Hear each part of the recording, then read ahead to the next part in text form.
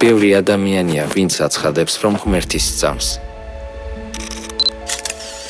თუმცა ღვთის ეკლესიის გარდა არავინ არის, ვისაც მამა ღმერთისა და დედა ღმერთის სწამს. ეს იმიტომ, რომ ისინი ახალი აღთქმის ჭეშმარიტებაში არ არიან. ბიბლია წინასწარმეტყველებს, რომ მხოლოდ ღვთის ხალხი, რომელიც ახალ აღთქმას დაიცავს, სრულად შეიცნობს ღმერთს. აჰა, მოდის დღეები და დავუდებ მე ისრაელის სახლსა. მივცემ მათ ჩემს რჯულს და მათ გულებზე დავწერ ამას. და მე ვეყოლები მათ ღმერთად და ისინი მეყოლებიან მე ერად.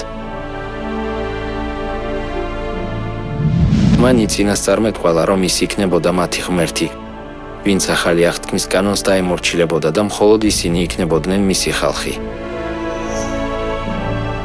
მან ასევე თქვა, რომ ისინი სრულად შეიცნობდნენ ღმერთს. და აღარ ასწავლის მეტად. შეიცანით უფალი, რადგან პატარიდან დიდამდე ყველა ვეცოდინები მე.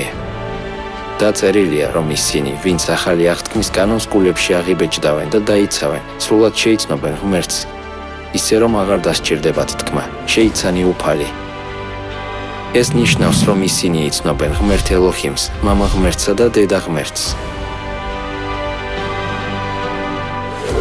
სიტყვებში მე ვიქნები მათ ღმერთად გამოყენებული სიტყვა ღმერთი ებრაულად არის ელოჰიმი. სხვა სიტყვებით რომ ვთქვათ, ღვთის ხალხი, რომელიც ახალ აღთქმას გულებში აღიბეჭდავს და დაიცავს, სრულად შეიცნობს ღმერთ ელოჰიმს, მამა ღმერთსაც და დედა ღმერთსაც. პირიქით, ისინი, ვინც ახალი აღთქმის კანონს არ ემორჩილებიან, ვერასდროს შეიცნობენ ღმერთ ელოჰიმს, მამა ღმერთსა და დედა ღმერთს. თუ ჩვენს გულებში ახალი აღთქმა არ გვექნება, ვერასდროს შევძლებთ დედა ღმერთის შეცნობას.